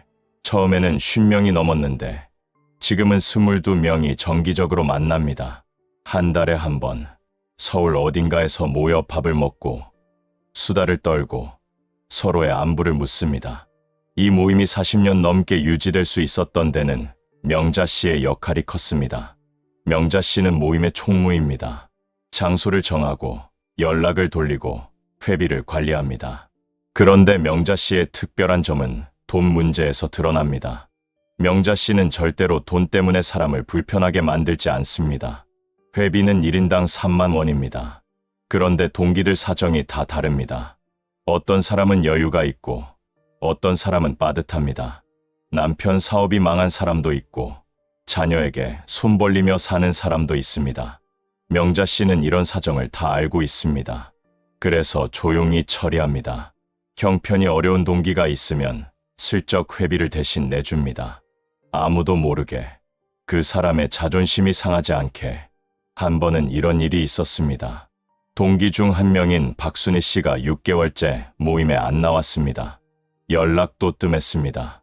다른 동기들은 순이 바쁜가 보다 하고 넘겼습니다. 그런데 명자 씨는 직접 찾아갔습니다. 순희 씨 집에. 알고 보니 순희 씨 남편이 큰 병에 걸렸습니다. 병원비가 눈덩이처럼 불어났습니다. 순희 씨는 모임에 나올 형편이 안 됐습니다. 회비 3만 원도 부담이었습니다. 그래서 연락을 끊은 것입니다. 창피해서, 미안해서. 명자 씨가 순희 씨 손을 잡았습니다. 순희야, 바보같이 왜 혼자 알아? 우리가 40년 동기잖아. 회비 같은 거 신경 쓰지 마. 그냥 나와. 얼굴 보는 게 중요하지. 돈이 뭐가 중요해. 순희 씨가 울었습니다. 명자 씨도 같이 울었습니다. 그 다음 모임에 순희 씨가 나왔습니다. 명자 씨는 아무에게도 말하지 않았습니다. 순희 씨 사정을 알리지 않았습니다. 그냥 순희가 오랜만에 나왔다고만 했습니다. 순희 씨의 자존심을 지켜준 것입니다. 회비는 명자 씨가 대신 냈습니다. 1년 넘게 순희 씨 남편이 회복될 때까지. 나중에 순희 씨가 상황이 나아져서 밀린 회비를 갚겠다고 했습니다. 명자 씨가 손사래를 쳤습니다. 무슨 소리야. 내가 언제 내 회비 냈어. 그런 거 없어. 끝까지 아닌 척했습니다. 순희 씨는 알고 있었지만 명자 씨의 마음을 받아들였습니다. 그 후로 두 사람은 더 가까워졌습니다. 이것만이 아닙니다. 명자 씨는 동기들 경조사를 꼼꼼히 챙깁니다. 누구네 손주가 태어났다. 누구 남편이 수술했다. 누구 시어머니가 돌아가셨다. 다 기억하고, 다 연락하고, 다 찾아갑니다. 부조금도 넉넉히 냅니다. 그런데 정작 본인 일은 조용히 넘깁니다. 지난해 명자 씨 남편이 입원했을 때 동기들이 병문안을 가겠다고 했습니다. 명자 씨가 말렸습니다. 아이고, 별일 아니야. 너희까지 신경 쓰게 하기 싫어. 그냥 기도만 해줘. 받는 것보다 주는 것을 편애하는 사람입니다. 동기들 사이에서 명자 씨는 우리 모임의 보물입니다. 명자 없으면 이 모임 진작에 해체됐다. 저 사람은 진짜 천사다. 나중에 명자한테 뭘로 갚지 모르겠다. 다들 이렇게 말합니다. 그런데 명자 씨는 어깨를 으쓱합니다. 내가 뭘 했다고. 그냥 좋아서 하는 거지. 돈보다 관계를 먼저 챙기는 사람. 이런 유형은 드뭅니다. 그래서 더 귀합니다. 심리학에서는 이런 성향을 관계 지향적 성격 또는 공동체적 관계 지향이라고 부릅니다. 앞서 말한 마가렛 클라크의 연구에 따르면 어떤 사람들은 관계에서 교환보다 공동체를 우선시합니다. 이들에게 관계는 거래가 아닙니다. 주고받음의 균형보다 상대의 안녕이 더 중요합니다. 상대가 힘들면 도와주고 나중에 갚지 못해도 괜찮습니다. 그 자체로 만족합니다. 심리학자 애덤 그랜트는 사람을 세 유형으로 나눴습니다. 기버, 테이커, 매처. 기버는 주는 사람, 테이커는 받는 사람, 매처는 주고받기를 맞추는 사람입니다. 흥미로운 연구 결과가 있습니다. 장기적으로 가장 성공하는 사람은 기버입니다. 단, 아무에게나 퍼주는 기버가 아니라 현명하게 베푸는 기버입니다. 명자 씨가 딱 그렇습니다. 베풀되 자신을 소진시키지 않습니다. 도울 수 있는 만큼 돕고 그 이상은 무리하지 않습니다. 그래서 40년을 해왔고 앞으로도 계속할 수 있습니다. 동양에서는 이런 덕목을 인이라고 불렀습니다. 논어에서 공자가 말했습니다. 인이란 사람을 사랑하는 것이다. 어렵게 생각할 것 없습니다. 사람을 먼저 생각하는 것. 돈보다 사람, 이익보다 관계. 그것이 인입니다. 명자 씨는 동기들을 사랑합니다. 그래서 돈 계산을 하지 않습니다. 내가 얼마 썼는지, 저 사람이 얼마 갚았는지 그런 것 따지지 않습니다. 그냥 좋으니까 합니다. 맹자도 이런 말을 했습니다. 사람에게는 차마 남의 고통을 보지 못하는 마음이 있다. 이것을 측은지심이라고 합니다. 남이 아프면 나도 아프고 남이 힘들면 나도 힘든 마음. 이 마음이 있는 사람은 돈 앞에서도 사람을 먼저 생각합니다. 순희 씨가 힘들다는 걸 알았을 때 명자 씨는 계산하지 않았습니다. 내가 대신 내면 나는 손해인데 라고 생각하지 않았습니다. 그냥 도왔습니다. 측은지심이 먼저 움직인 것입니다. 사회학에서는 이런 행동을 사회적 자본의 구축이라고 설명합니다. 사회학자 로버트 퍼트남은 사회적 자본이 공동체를 건강하게 만든다고 주장했습니다. 사회적 자본이란 사람들 사이의 신뢰, 호혜성, 네트워크입니다. 명자 씨는 40년간 이 사회적 자본을 쌓아왔습니다. 베풀고 신뢰를 주고 관계를 이어왔습니다. 그 결과 22명의 동기들이 여전히 모입니다. 이것은 돈으로 살 수 없는 것입니다. 정약용은 이런 말을 남겼습니다. 재물은 흩어지면 사람이 모이고 재물을 모으면 사람이 흩어진다. 재물보다 사람이 귀함을 아는 자가 참으로 부유한 자다. 명자 씨가 딱 그렇습니다. 재물을 흩으니까 사람이 모입니다. 40년 동기들이 여전히 모이는 이유입니다. 명자 씨는 부자가 아닙니다. 평범한 간호사 연금으로 삽니다. 그런데 진짜 부자입니다. 사람이 있으니까요. 아플 때 달려올 친구, 외로울 때 전화할 동기, 힘들 때 손 내밀어줄 사람. 이것이 진짜 재산입니다. 통장 잔고보다 더 든든한 재산입니다. 그렇다면 우리도 이런 사람이 될 수 있을까요? 첫 번째, 돈과 관계를 분리하는 연습을 하십시오. 누군가에게 베풀 때 나중에 뭘 받을까 생각하지 마십시오. 그냥 베푸십시오. 돌아오면 감사하고 안 돌아와도 괜찮다는 마음을 가지십시오. 처음에는 어렵지만 연습하면 익숙해집니다. 두 번째, 상대의 자존심을 지켜주십시오.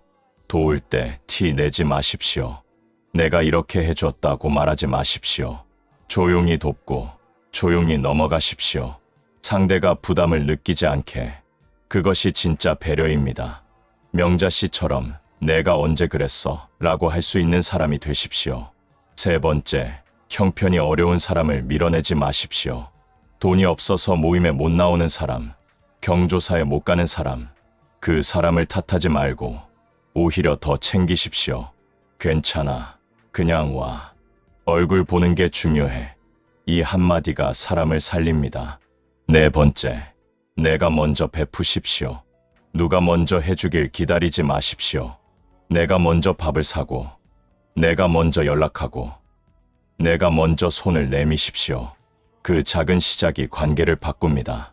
그리고 놀랍게도 먼저 베푼 것이 결국 나에게 돌아옵니다. 기대하지 않았는데 돌아올 때 그 기쁨은 배가 됩니다. 다섯 번째, 재물보다 사람을 남기겠다고 다짐하십시오. 죽을 때 통장에 돈이 얼마 있는지는 중요하지 않습니다. 내 장례식에 누가 와서 우는지가 중요합니다. 돈을 쓰면 없어지지만 사람은 남습니다. 내가 베푼 것들이 사람들의 기억 속에 남습니다. 그것이 진짜 유산입니다. 돈보다 관계를 먼저 챙기는 사람. 이런 사람 곁에 있으면 마음이 따뜻해집니다. 계산당하지 않는다는 안도감, 있는 그대로 받아들여진다는 위안. 그 느낌이 사람을 모이게 합니다. 그리고 그렇게 모인 사람들이 결국 그 사람의 울타리가 됩니다. 명자 씨는 특별한 사람이 아닙니다. 그냥 사람을 좋아하고 관계를 소중히 여기는 평범한 사람입니다. 우리도 될 수 있습니다. 조금만 덜 계산하고 조금만 더 베풀면 됩니다. 그 작은 차이가 40년 모임을 만들고 평생 친구를 만듭니다. 오늘부터 시작해 보십시오. 여덟째, 분수를 알고 절제할 줄 아는 사람입니다. 공원 벤치에 앉아있는 노인이 있습니다. 낡은 등산모를 쓰고 편한 면바지에 운동화를 신었습니다. 손에는 500원짜리 캔커피가 들려 있습니다. 매일 아침 이 공원에서 볼 수 있는 풍경입니다. 아파트 단지 주민들은 다 압니다. 저분이 구보낙 씨라는 것을. 올해 74세, 이 단지에서 30년 넘게 사신 분이라는 것을. 처음 보는 사람은 착각합니다. 형편이 어려운 분인가 보다. 그런데 알고 보면 전혀 그렇지 않습니다. 구보낙 씨는 이 단지에서 손꼽히는 알부자입니다. 평생 중소기업에서 회계 담당으로 일했습니다. 임원까지 올라갔습니다. 퇴직 후에도 여유 있게 삽니다. 자녀들도 잘 됐습니다. 아들은 대학 교수, 딸은 약사입니다. 손주들 학비 걱정도 없습니다. 통장에 얼마가 있는지 모르지만 주변에서는 저 어르신 은근히 돈 많다고들 합니다. 그런데 보낙 씨의 생활은 검소합니다. 아니, 검소하다 못해 소박합니다. 아침마다 공원을 3바퀴 돕니다. 운동 끝나면 벤치에 앉아서 500원짜리 캔커피를 마십니다. 자판기 커피입니다. 카페 커피가 아닙니다. 점심은 집에서 부인과 함께 먹습니다. 간단히 국 끓이고 반찬 몇 가지. 저녁에는 공원 산책 모임 어르신들과 바둑을 두거나 이야기를 나눕니다. 특별할 것 없는 일상입니다. 옷도 비싸지 않습니다. 시장에서 산 면바지, 대형마트에서 산 티셔츠, 명품은 없습니다. 차도 10년 된 국산 소형차입니다. 바꿀 돈이 없어서가 아닙니다. 아직 잘 굴러가는데 뭐하러 바꿔라고 합니다. 공원 산책 모임에는 여러 부류의 어르신들이 있습니다. 어떤 분은 골프 다녀온 이야기를 합니다. 어떤 분은 해외여행 사진을 보여줍니다. 어떤 분은 새로 산 전기차를 자랑합니다. 보낙 씨는 가만히 듣습니다. 아, 좋으시겠네요 라고 맞장구를 칩니다. 그러고는 본인 얘기는 안 합니다. 자랑할 게 없어서가 아닙니다. 자랑할 필요를 못 느끼는 것입니다. 한 번은 이런 일이 있었습니다. 산책 모임에서 제주도 여행을 가자는 얘기가 나왔습니다. 2박 3일, 1인당 80만 원 정도 드는 일정이었습니다. 다들 좋다, 가자 했습니다. 보낙 씨만 조용히 말했습니다. 나는 이번에는 빠질게요. 다녀오셔서 사진 보여주세요. 나중에 친한 어르신이 물었습니다. 보낙 씨, 왜 안 가요? 돈 때문은 아닐 텐데. 보낙 씨가 웃으며 대답했습니다. 아, 지난달에 손주 대학 입학 축하금 보냈어요. 그것도 있고, 요즘 마누라가 무릎이 안 좋아서 제가 집에 있어야 해요. 여행은 다음 기회에. 솔직하고 담담했습니다. 부끄러워하지도, 변명하지도 않았습니다. 이것이 보낙 씨의 방식입니다. 있어도 다 쓰지 않습니다. 할 수 있어도 다 하지 않습니다. 자기 형편을 알고 자기 우선순위를 압니다. 손주 축하금이 해외여행보다 중요하고 아픈 아내 곁에 있는 것이 친구 모임보다 중요합니다. 그래서 미련 없이 빠집니다. 그런데도 기죽지 않습니다. 당당합니다. 어르신들 사이에서 보낙 씨의 평판은 특별합니다. 저분은 진짜 어른이다. 욕심이 없어서 편해 보인다. 저렇게 살면 스트레스가 없겠다. 다들 부러워합니다. 그런데 정작 따라 하지는 못합니다. 남들 눈치 보느라, 남들 따라가느라 바쁘니까요. 분수를 알고 절제할 줄 아는 사람. 이런 유형은 요즘 세상에서 점점 보기 어려워지고 있습니다. 심리학에서는 절제력을 자기 조절 능력이라고 부릅니다. 미국 심리학자 월터 미셸의 유명한 마시멜로 실험이 있습니다. 어린아이들에게 마시멜로를 하나 주고 15분 참으면 하나 더 준다고 합니다. 참은 아이들이 나중에 더 성공적인 삶을 산다는 연구 결과가 나왔습니다. 즉각적인 만족을 참고 더 큰 보상을 위해 기다릴 줄 아는 능력. 이것이 자기 조절 능력입니다. 보낙 씨는 이 능력이 탁월합니다. 지금 당장 여행을 가고 싶어도 참습니다. 더 중요한 것이 있으니까요. 심리학자 로이 바우마이스터는 절제력을 근육에 비유했습니다. 쓰면 쓸수록 강해지지만 과하게 쓰면 고갈됩니다. 중요한 것은 꾸준히 훈련하는 것입니다. 보낙 씨는 평생 이 근육을 단련해왔습니다. 젊었을 때부터 분수에 맞게 살았습니다. 월급보다 적게 쓰고 남는 것은 저축했습니다. 큰 돈이 생겨도 펑펑 쓰지 않았습니다. 그래서 지금 여유가 있습니다. 절제가 만든 여유입니다. 동양에서는 이 덕목을 절이라고 불렀습니다. 주역에 절괴가 있습니다. 절제의 괴입니다. 절제함이 형통하니 쓴 절제는 지속할 수 없다고 합니다. 무조건 참는 것이 아닙니다. 적당히 절제하는 것입니다.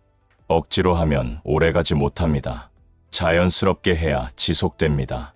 보낙 씨의 절제는 억지가 아닙니다. 몸에 밴 것입니다. 그래서 힘들어 보이지 않습니다. 노자도 이런 말을 했습니다. 지족자부. 족한 줄 아는 자가 부유하다.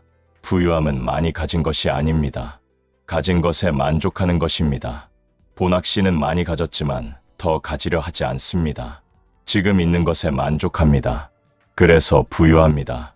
마음이 부유합니다. 사회학에서는 이것을 지위 불안으로부터의 자유라고 설명합니다. 영국 철학자 알랭 드 보통은 현대인의 불행 중 상당 부분이 지위 불안에서 온다고 분석했습니다. 남들과 비교하고 남들보다 뒤처질까 두려워하고 남들의 시선을 의식합니다. 이 불안이 과소비를 부추깁니다. 새 차, 명품, 해외여행, 전부 남에게 보여주기 위한 것입니다. 그런데 보낙 씨는 이 불안에서 자유롭습니다. 남이 어떻게 생각하든 신경 쓰지 않습니다. 자기 기준으로 삽니다. 그래서 평화롭습니다. 더 중요한 것은 절제가 주는 자유입니다. 역설적이지만 절제하는 사람이 더 자유롭습니다. 욕망에 끌려다니지 않으니까요. 저것도 사고 싶고 이것도 하고 싶은 사람은 항상 부족합니다. 쫓기듯 삽니다. 그런데 절제하는 사람은 필요한 것만 취합니다. 그래서 여유가 있습니다. 시간의 여유, 마음의 여유, 돈의 여유, 전부 절제가 만든 것입니다. 정약용은 이런 말을 남겼습니다. 분수를 아는 자는 궁해도 편안하고 분수를 모르는 자는 부유해도 불안하다. 편안함과 불안함은 밖에서 오는 것이 아니라 안에서 오는 것이다. 깊은 통찰입니다. 편안함은 돈이 많아서 오는 게 아닙니다. 분수를 알아서 옵니다. 내가 어느 정도인지 알고 그 안에서 만족하는 것. 그것이 편안함의 비결입니다. 보낙 씨는 부자입니다. 그런데 그보다 더 중요한 것은 보낙 씨가 자기 분수를 안다는 것입니다. 그래서 더 편안해 보입니다. 그렇다면 우리도 이렇게 살 수 있을까요? 첫 번째, 내 형편을 솔직히 파악하십시오. 수입이 얼마인지, 지출이 얼마인지, 남는 게 얼마인지 냉정하게 계산해 보십시오. 많은 사람들이 자기 형편을 모릅니다. 아니, 알면서도 외면합니다. 현실을 직시해야 절제할 수 있습니다. 모르면 무작정 쓰게 됩니다. 두 번째, 우선순위를 정하십시오. 모든 것을 다 할 수는 없습니다. 여행도 가고 싶고, 맛집도 가고 싶고, 손주 용돈도 주고 싶습니다. 그러나 다 할 수 없으면 순서를 정해야 합니다. 나에게 진짜 중요한 것이 무엇인지, 그것을 먼저 하고, 나머지는 여유가 될 때 하십시오. 세 번째, 비교를 멈추십시오. 옆집이 차를 바꿨다고 나도 바꿔야 하는 게 아닙니다. 친구가 유럽 여행 갔다고 나도 가야 하는 게 아닙니다. 남의 삶은 남의 삶입니다. 내 형편에 맞게 살면 됩니다. 비교를 멈추는 순간 절제가 쉬워집니다. 부러움이 사라지니까요. 네 번째, 작은 절제부터 시작하십시오. 처음부터 큰 절제는 어렵습니다. 오늘 커피 한 잔 참기, 이번 주 외식 한 번 줄이기, 이런 작은 것부터 시작하십시오. 작은 성공이 쌓이면 큰 절제도 할 수 있게 됩니다. 절제 근육이 단련되는 것입니다. 다섯 번째, 절제가 주는 자유를 맛보십시오. 처음에는 참는 게 손해 같습니다. 그런데 조금 참다 보면 알게 됩니다. 안 써도 괜찮다는 것을, 없어도 행복하다는 것을. 그 깨달음이 오면 절제가 더 이상 고통이 아닙니다. 오히려 자유입니다.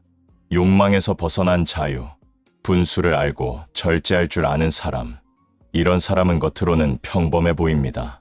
화려하지 않습니다. 눈에 띄지 않습니다. 그런데 알고 보면 가장 단단한 사람입니다. 흔들리지 않습니다. 남의 시선에 휘둘리지 않습니다. 자기 중심이 있습니다. 구보낙 씨처럼 살기는 쉽지 않습니다. 우리는 매일 유혹에 노출됩니다. 광고, SNS, 주변의 과시, 전부 더 사라, 더 써라 부축입니다. 그 속에서 절제하기는 정말 어렵습니다. 그래서 더 귀합니다. 절제할 줄 아는 사람이 오늘부터 조금씩 시작해 보십시오. 한번 참아 보십시오. 한번 비교를 멈춰 보십시오. 그 작은 시작이 쌓이면 언젠가 보낙 씨처럼 벤치에 앉아 500원짜리 캔커피를 마시면서도 세상에서 가장 평화로운 표정을 지을 수 있을 것입니다. 그것이 진짜 부유함입니다. 그것이 진짜 자유입니다. 아홉째, 기꺼이 나눌 줄 아는 사람입니다. 전통시장 골목 끝에 작은 반찬 가게가 있습니다. 69세 임순자 씨가 35년째 운영하는 가게입니다. 간판도 낡았고 가게도 좁습니다. 그런데 이 시장에서 순자 씨를 모르는 사람이 없습니다. 상인들도, 단골 손님들도, 심지어 시장 주변 노숙인들까지도 순자 씨를 압니다. 순자 씨는 나누는 사람입니다. 매일 저녁 7시가 되면 순자 씨는 남은 반찬을 정리합니다. 그날 못 판 것들입니다. 다른 가게 같으면 버리거나 다음날 다시 팝니다. 순자 씨는 다릅니다. 작은 용기에 나눠 담아서 가게 앞에 내놓습니다. 누구든 가져가세요라고 써붙입니다.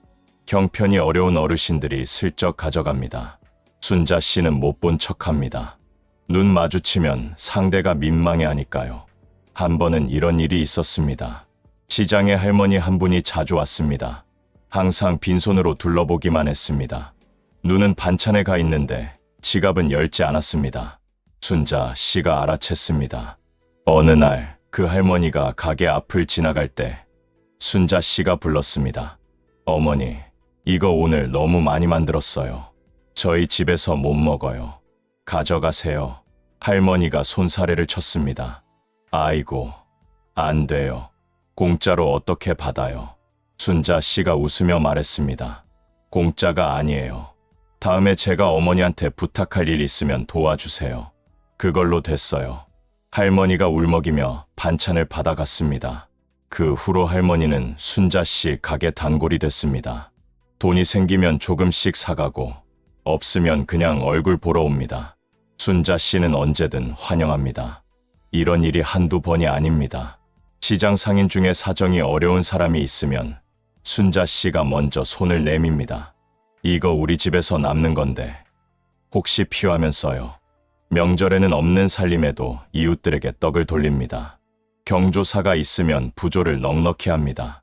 그런데 본인 경조사 때는 알리지 않습니다. 지난해 남편이 수술했을 때도 조용히 넘겼습니다.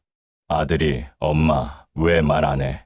도움받을 수도 있잖아 라고 했더니 순자 씨가 말했습니다. 남한테 손 안 벌리는 게 습관이 돼서 우리끼리 해결할 수 있으면 그게 좋지. 상인회에서도 순자 씨는 존경받습니다. 몇 년 전 시장이 어려웠을 때 상인들끼리 서로 으르렁거리는 일이 많았습니다. 옆 가게가 손님 뺏어간다. 저 가게가 가격 깎아서 피해준다. 그때 순자 씨가 나섰습니다. 자기 손해를 감수하고 중재했습니다. 우리 싸우면 손해예요. 시장 전체가 잘 돼야 우리도 잘 되는 거예요. 그 한마디가 분위기를 바꿨습니다. 기꺼이 나눌 줄 아는 사람. 이런 유형은 특별한 능력이 있는 게 아닙니다. 다만 마음의 방향이 다릅니다. 심리학자 애덤 그랜트의 연구에 따르면 베푸는 사람 중에서도 가장 행복한 유형이 있습니다. 바로 의미 있는 나눔을 하는 사람입니다. 아무에게나 막 퍼주는 게 아니라 진짜 필요한 사람에게 진심을 담아주는 사람. 이들은 나눔 자체에서 기쁨을 느낍니다. 돌려받을 기대 없이도 만족합니다. 순자 씨가 딱 그렇습니다. 반찬을 주면서 행복합니다. 누군가의 한 끼를 해결해줬다는 것만으로 충분합니다. 신경과학 연구도 이를 뒷받침합니다. 나눔의 행위는 뇌의 보상 회로를 활성화합니다. 도파민이 분비됩니다. 쉽게 말해주는 것 자체가 쾌감을 줍니다. 받는 사람만 좋은 게 아닙니다. 주는 사람도 좋습니다. 순자 씨가 35년째 나눔을 계속할 수 있는 이유입니다. 그것이 순자 씨를 행복하게 만드니까요. 동양에서는 이것을 희사의 기쁨이라고 표현했습니다. 불교에서는 보시, 유교에서는 해라고 부릅니다. 가진 것을 베푸는 행위입니다. 맹자는 말했습니다. 어진 사람은 사랑하는 마음을 미루어 사랑하지 않는 이에게까지 미친다. 순자 씨는 가족뿐 아니라 모르는 할머니에게도 어려운 상인에게도 마음을 미룹니다. 그것이 인입니다. 사회학에서는 이런 행동을 일반화된 호혜성이라고 부릅니다. 특정인에게 갚기를 기대하는 게 아니라 사회 전체에 선의를 돌리는 것입니다. 내가 받은 것을 다른 누군가에게 주고 그 사람은 또 다른 누군가에게 줍니다. 이렇게 선의가 순환합니다. 순자 씨의 나눔은 작아 보이지만 시장 전체의 분위기를 바꿉니다. 상인들이 서로 조금 더 배려하고 손님들이 조금 더 정을 느낍니다. 정약용은 이런 말을 남겼습니다. 나누는 것은 줄어드는 것 같으나 오히려 늘어나는 것이요. 움켜쥐는 것은 늘어나는 것 같으나 오히려 줄어드는 것이다. 이것이 물과 같이 흐르는 재물의 이치다. 나누면 줄어드는 것 같지만 늘어납니다. 순자 씨는 반찬을 나눠줬지만 단골을 얻었습니다. 상인들과 나눴지만 존경을 얻었습니다. 움켜쥐었다면 반찬만 남았을 겁니다. 나눴기에 사람이 남았습니다. 그렇다면 우리도 나누는 사람이 될 수 있을까요? 첫 번째, 작은 것부터 나누십시오. 거창할 필요 없습니다. 남는 음식, 안 읽는 책, 안 입는 옷, 이런 것부터 시작하십시오. 작은 나눔이 익숙해지면 큰 나눔도 자연스러워집니다. 두 번째, 상대의 자존심을 지켜주며 나누십시오. 순자 씨처럼 남아서 그래요라고 말하십시오. 상대가 부담을 느끼지 않게. 지혜가 아니라 나눔이 되려면 이 배려가 필요합니다. 세 번째, 돌려받을 기대를 버리십시오. 기대하면 실망합니다. 그러면 다음에 나누기 싫어집니다. 처음부터 기대 없이 주십시오. 그래야 나눔이 지속됩니다. 네 번째, 내 여유 안에서 나누십시오. 무리하면 오래 못합니다. 내가 감당할 수 있는 만큼만 나누십시오. 그래야 35년을 할 수 있습니다. 다섯 번째, 나눔 자체를 즐기십시오. 누군가가 기뻐하는 얼굴을 보십시오. 그 기쁨이 나에게 돌아옵니다. 나눔은 손해가 아닙니다. 내 행복을 키우는 행위입니다. 기꺼이 나눌 줄 아는 사람. 이런 사람은 주변을 따뜻하게 만듭니다. 가진 게 많아서가 아닙니다. 마음이 열려 있어서입니다. 순자 씨는 부자가 아닙니다.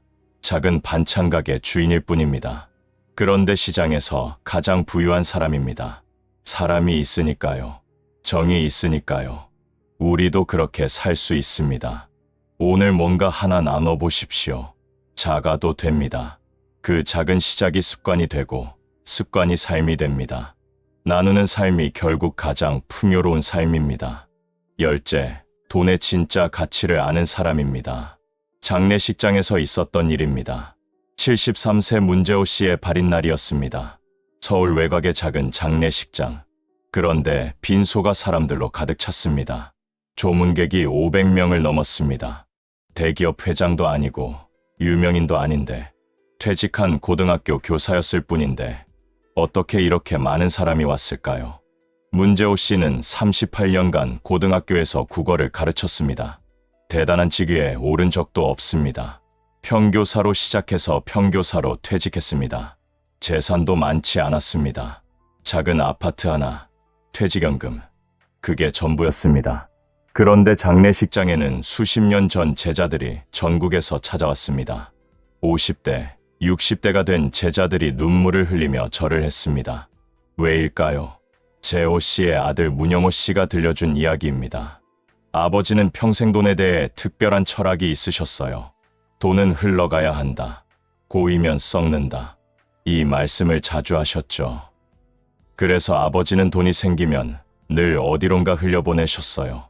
재호 씨는 교사 월급으로 학생들을 도왔습니다.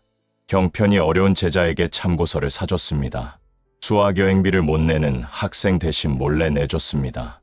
졸업하고 대학 등록금이 없다고 찾아온 제자에게 목돈을 빌려줬습니다. 갚으라는 말 없이 부인 김말순 씨가 가끔 불평했습니다. 여보, 우리 애들 학원비도 빠듯한데 왜 남의 자식한테 그래요? 재호 씨가 웃으며 말했습니다. 저 녀석이 남의 자식이야? 내 제자잖아. 내가 안 도와주면 누가 도와줘? 우리 애들은 어떻게든 되지만 저 아이는 지금 아니면 안 돼. 퇴직 후에도 마찬가지였습니다. 재호 씨는 동네 경로당에서 어르신들에게 한글을 가르쳤습니다. 무료로. 아니, 오히려 본인이 교재비를 냈습니다. 어르신들이 글을 읽게 되면 얼마나 좋아하시는지 몰라. 그 표정 보는 게 내 월급이야. 재호 씨는 그렇게 말했습니다. 장례식장에서 한 제자가 조사를 읽었습니다. 저는 1985년 졸업생입니다. 집이 어려워서 고등학교 때 자퇴를 생각했습니다. 그때 선생님이 저를 부르셨어요. 재수야, 공부 계속해라. 돈 걱정 마라. 내가 알아서 할게. 선생님이 3년 내내 제 급식비를 대신 내주셨습니다. 저는 그걸 졸업하고 나서야 알았습니다.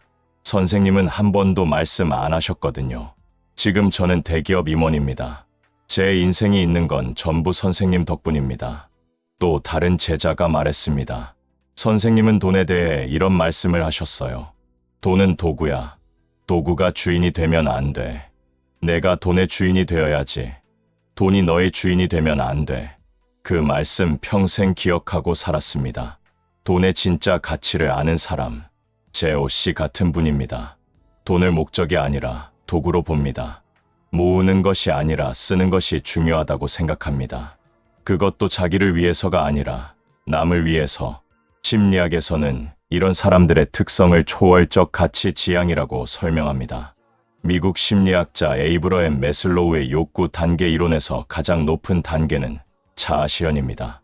그런데 매슬로우는 말년에 한 단계를 더 추가했습니다. 자기 초월입니다.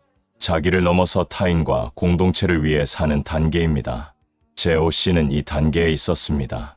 자기 욕구를 채우는 것을 넘어서 제자들과 이웃들의 삶을 바꾸는 데 돈을 썼습니다.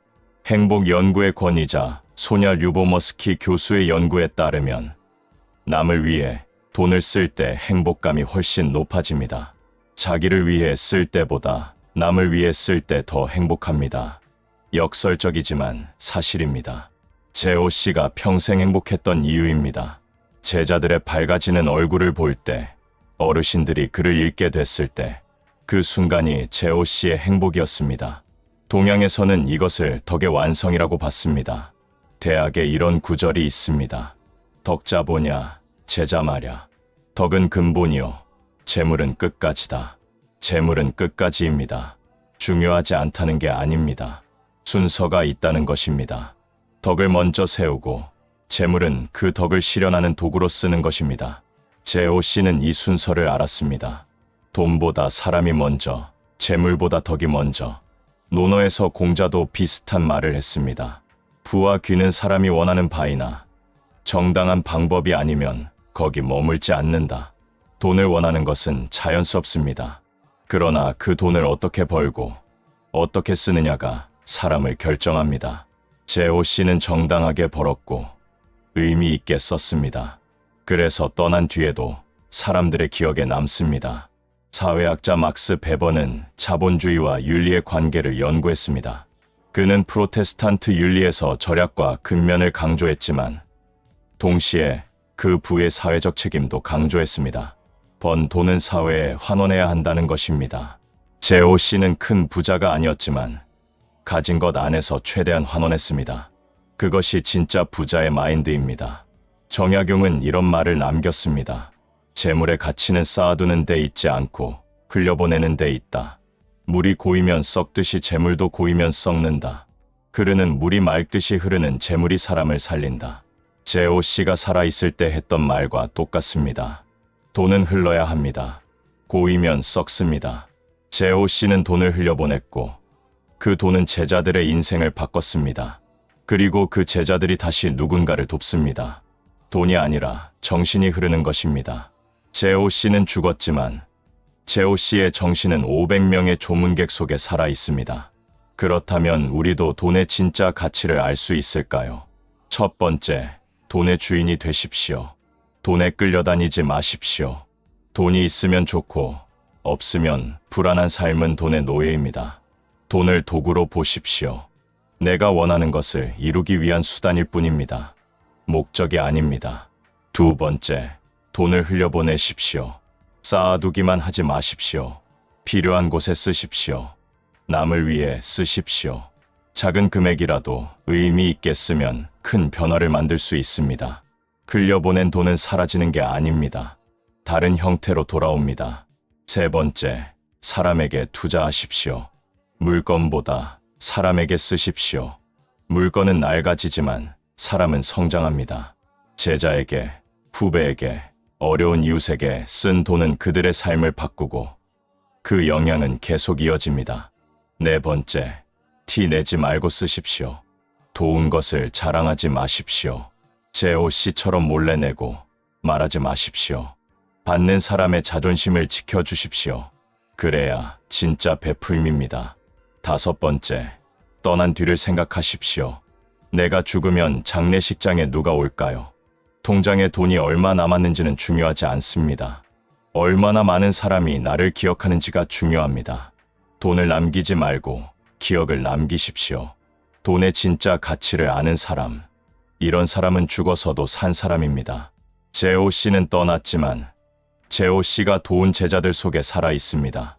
그들이 또 누군가를 돕고 그 누군가가 또 다른 누군가를 돕습니다. 이것이 진짜 유산입니다. 통장 잔고가 아니라 사람들의 마음에 남는 것. 우리 모두 언젠가 떠납니다. 그때 무엇을 남기고 싶습니까? 돈입니까? 사람입니까? 재산입니까? 기억입니까? 제오 씨는 답을 알았습니다. 그래서 38년간 제자들에게 투자했습니다. 그리고 500명의 조문객이라는 결실을 맺었습니다. 이것이 돈의 진짜 가치입니다. 돈을 어떻게 쓰느냐가 내 삶의 가치를 결정합니다. 오늘 우리는 돈 쓰는 모습에서 드러나는 10가지 본성을 이야기했습니다. 돈 앞에서 체면과 의리를 버리는 사람, 남의 돈은 쉽게 여기면서 내 돈은 안 쓰는 사람, 남에게만 내게 하는 사람, 돈으로 사람을 쥐락펴락하려는 사람, 이런 사람들은 경계해야 합니다. 아무리 오래 알았어도, 아무리 가까운 사이라도 돈 앞에서 민낯이 드러났다면 그것이 진짜 그 사람입니다. 돈으로 불안을 감추는 사람, 베풀면서 늘 샘을 하는 사람, 이런 사람들은 이해하되 거리를 두어야 합니다. 그들도 나름의 상처와 두려움이 있습니다. 그러나 그 상처에 같이 휘말릴 필요는 없습니다. 돈보다 관계를 먼저 챙기는 사람, 분수를 알고 절제하는 사람, 기꺼이 나누는 사람, 돈의 진짜 가치를 아는 사람, 이런 사람들은 곁에 두십시오. 그리고 나 자신도 이런 사람이 되도록 노력하십시오. 도입부에서 정약용은 이렇게 말씀하셨습니다. 말은 거짓을 할 수 있어도 지갑은 거짓을 못한다. 맞습니다. 결국 사람의 본성은 돈이 오가는 순간 드러납니다. 그러니 사람을 볼 때 말과 표정에 속지 마십시오. 지갑이 열리는 순간을 보십시오. 그리고 무엇보다 중요한 것은 나 자신입니다. 남을 판단하기 전에 나를 먼저 돌아보십시오. 나는 어떤 유형입니까? 돈 앞에서 나는 어떤 사람입니까?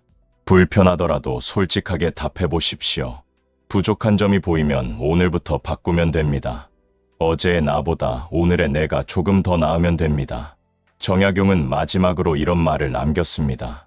사람의 됨됨이는 말에서 보이지 않고 행실에서 보이며 행실 중에서도 재물을 다루는 모습에서 가장 분명히 드러난다. 그러므로 남을 알고자 하거든 그의 쓰임을 보고 나를 알고자 하거든 내 쓰임을 돌아보라. 오늘 영상이 여러분의 인간관계의 작은 기준이 되었기를 바랍니다.